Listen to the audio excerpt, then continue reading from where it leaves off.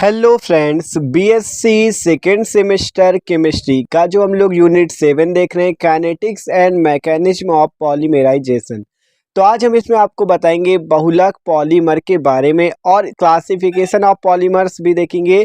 ठीक है, जिसमें लीनियर पॉलीमर्स और आपका ब्रांच्ड चेन पॉलीमर्स और आपका तीसरा जो है क्रॉस लिंकेड पॉलीमर्स, इन तीनों को देखेंगे। ठीक है, तो यार वीडियो आपके लिए इंपॉर्टेंट होने वाला है। बहुलक और बहुलक का वर्गीकरण इस पे हम देखने वाले हैं। ठीक है, तो चलो बात करते हैं, एकदम आसानी से इसे देखते हैं। तो प्लीज़ वीडियो को लास्ट तक देखना, स्किप ना कीजिएगा।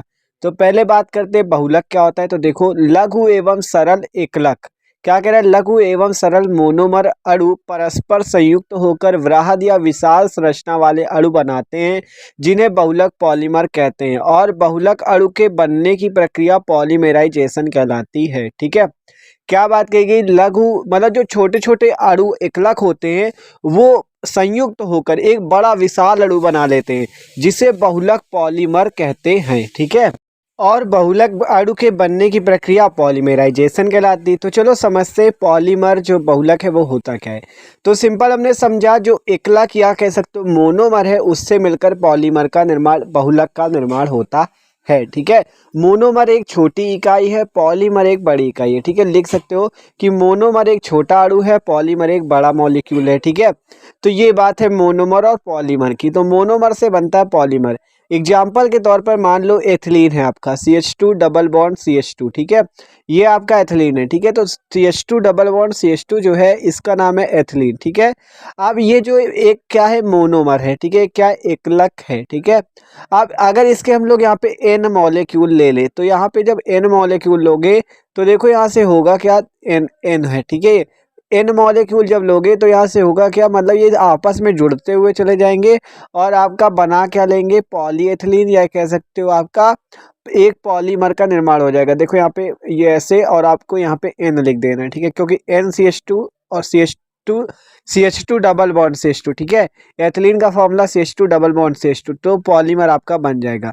तो एथिलीन देखो, इसमें हो क्या रहा है, आपके एथिलीन के अणु आपस में जुड़ते चले जा रहे हैं, मतलब छोटे छोटे अणु आपस में संयुक्त होकर एक पॉलीमर का निर्माण करते हैं। इसी टाइप से आपके मॉलिक्यूल जुड़ते चले जाएंगे। ठीक है, तो ये बात है पॉलीमर की, कि मोनोमर से आपका पॉलीमर बनता है, छोटे छोटे मोनोमर मिलकर पॉलीमर बनाते हैं। तो लघु एवं सरल एकलक अणु परस्पर संयुक्त होकर विशाल संरचना वाले अणु बनाते हैं, जिन्हें पॉलीमर कहते हैं। और बहुलक अणु के बनने की प्रक्रिया पॉलीमराइजेशन कहलाती है। ठीक है, तो आप बात करें क्लासिफिकेशन ऑफ पॉलीमर्स, बहुलक की संरचना के आधार पर। ठीक है, मतलब कि on the basis of structure of polymer. ठीक है, मतलब बहुलक की संरचना के आधार पर हम लोग बहुलक का वर्गीकरण, संरचना के आधार पर हम लोग वर्गीकरण करते हैं। ठीक है, तो इस आधार पर बहुलक 3 प्रकार के होते हैं। संरचना के आधार पर बहुलक 3 टाइप के होते हैं। पहला है लीनियर पॉलीमर्स, जिसे कहते हैं रेखीय बहुलक। ठीक है, पहला नंबर टाइप देखो, 3 प्रकार के बहुलक होते हैं। पहला रेखीय बहुलक, इस प्रकार के बहुलकों में एकलक इकाइयां मिलकर लंबी सीधी श्रृंखला बनाती हैं। ठीक है, लंबी सीधी श्रृंखला बनाती है। देखो देखते हैं लीनियर पॉलीमर्स में क्या होता है, देख लो। मानो लीनियर पॉलीमर्स को क्या कहते हैं, रेखीय बहुलक। क्या कहते हैं, रेखीय बहुलक, मतलब एक सीधी लाइन पे बनेगा। ठीक है, तो देखो पॉलीमर जो होता है मोनोमर से मिलकर बनता है। मान लो मोनोमर को हमने इस टाइप से दर्शाया। ठीक है, अब इसी के अणु को अगर आप जोड़ते चले जाओ आपस में, तो आपका एक पॉलीमर बन जाएगा। देखो इसको ऐसे जोड़ा, ये यहाँ पे मोनोमर की इकाइयों को जोड़ते चले जाओगे तो क्या बनेगा, पॉलीमर। और रेखीय पॉलीमर बनाने के लिए सीधा चेन टाइप में आपको जोड़ते हुए चले जाना है। ठीक है, इसी टाइप से अगर नीचे भी जोड़ दें हम, तो ये आपका क्या है, एक श्रृंखला बन रही है, एक चेन बन रही है। ठीक है, तो इस टाइप का बहुलक पॉलीमर आपका कौन सा होता है, लीनियर पॉलीमर। देख सकते हो इस टाइप से आपको जोड़ते चले जाना है। ठीक है, तो ये कैसा बहुलक है, लीनियर पॉलीमर। लीनियर आपका एक रेखीय बहुलक है। ठीक है, तो देख सकते हो ये एक लीनियर चेन बनी हुई है, एक क्या रेखीय श्रृंखला बनी हुई है। ठीक है, सीधी श्रृंखला देख सकते हो बनी चली गई, आपके मोनोमर जुड़ते चले गए, देख सकते हो मिलकर लंबी सीधी श्रृंखला बनाते हैं। ठीक है, तो ये बात है लीनियर पॉलीमर्स की, एकदम आसानी से आप समझ सकते हो कि इसमें मोनोमर इकाइयां आपस में जुड़ी होती, मतलब सीधी श्रृंखला बनाती चली जाती। ठीक है, मोनोमर एक छोटी सी इकाई आपको दर्शाई गई, उसको जोड़ते चले जाओगे, पॉलीमर बन जाएगा। ठीक है, एग्जाम्पल से भी समझ सकते हो। इस प्रकार के बहुलकों में एकलक इकाइयां मिलकर लंबी सीधी श्रृंखला बनाती है।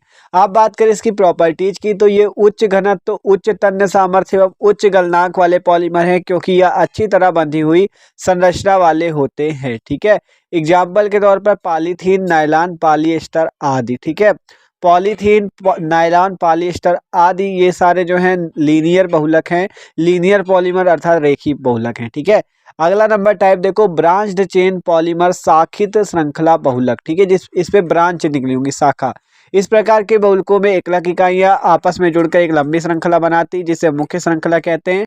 इस मुख्य श्रृंखला से कई पार्श्व श्रृंखलाएं निकलती है जो कि शाखित होती है। तो चलो इसे भी देखते हैं आपका।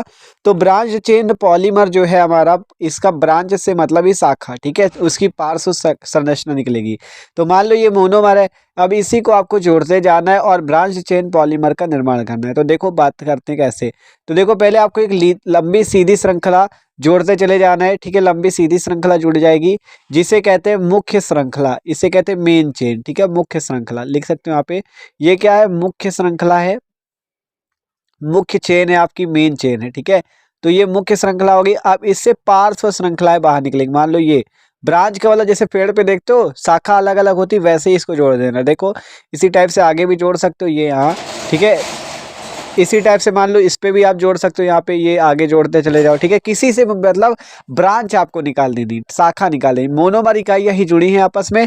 तो ये श्रृंखला, ये जो देख रहे हो, ये पार्श्व श्रृंखला है और वो वाली मेन चेन थी। ठीक है, ये पार्श्व मतलब आपका साइड से जो शाखा निकलती, ब्रांच है ये। ठीक है, तो ये बात है ब्रांच चेन पॉलीमर्स की। ठीक है, तो आसानी से इसे भी समझ सकते हो, ब्रांच चेन पॉलीमर्स को एकदम अच्छे से। ठीक है, मोनोमर इकाइयों को जोड़ते ही गए हैं, बस पार्श्व श्रृंखला अलग निकली है, मुख्य श्रृंखला अलग, मेन चेन और पार्श्व चेन। ठीक है, आप देखो इस प्रकार के बहुलकों में एकलक इकाइयां आपस में जुड़कर एक लंबी श्रृंखला बनाती है, जिससे मुख्य श्रृंखला कहते हैं। और इस मुख्य श्रृंखला से कई पार्श्व श्रृंखलाएं निकलती है, जो कि आपकी पार्श्व श्रृंखला कहलाती है। ठीक है, तो इससे आपका बनता है ब्रांच चेन पॉलीमर्स। ठीक है, तो ये बात है। अब आगे देखो रेखीय बहुलकों, इसकी गुण जो है प्रॉपर्टीज, रेखीय बहुलकों की तुलना में इनका घनत्व तथा तन्य सामर्थ्य एवं गलनांक कम होता है।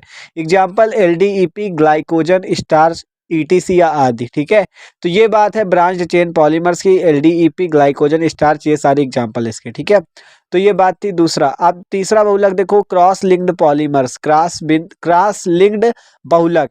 इस प्रकार के पॉलीमर में मोनोमर इकाइयां परस्पर जुड़कर त्रिविम जाल बना लेती है। ठीक है, क्या करती है, एक जाल का निर्माण करती है, त्रिविम। ठीक है, प्रॉपर्टी देखो इसकी, ये कठोर, दृढ़ एवं भंगुर होते हैं।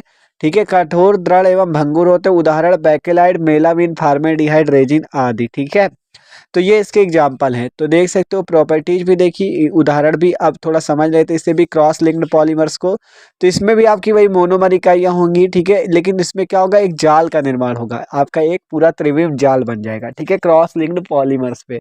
तो देखते हैं इसे एक जाल बनाते हैं। तो देखो यहाँ इसको ऐसे जोड़ना है आपको और पूरा वहां तक जोड़ देना है। ठीक है, तो ये आपका एक क्रॉस लिंक्ड पॉलीमर्स बन जाएगा। ठीक है, तो देख सकते हो यहाँ पे भी ऐसे जोड़ते चले जाना है आपको पूरा। ठीक है, तो इस टाइप से एक जाल का निर्माण होगा। ठीक है, त्रिविम जाल का। तो देख सकते हो इस टाइप से आप इसको जोड़ भी सकते हो, यहाँ पे इसको ऐसे जोड़ दो, इसको ऐसे, इसको ऐसे। ठीक है, इस टाइप से एक जाल का निर्माण होगा। देख सकते हो एक त्रिविम जाल आपका बन रहा है यहाँ पे। ठीक है, ये पूरा जुड़ गया और एक त्रिविम जाल का जो निर्माण हो रहा है, यही आपका क्रॉस लिंक्ड पॉलीमर्स है। मोनोमर इकाई आपस में जुड़कर एक जाल का निर्माण करती है। ठीक है, एग्जाम्पल भी आपको बता दिए थे। ठीक है, कौन कौन से, बेकेलाइट, मेलामिन, फार्मेल्डिहाइड, रेजिन आदि।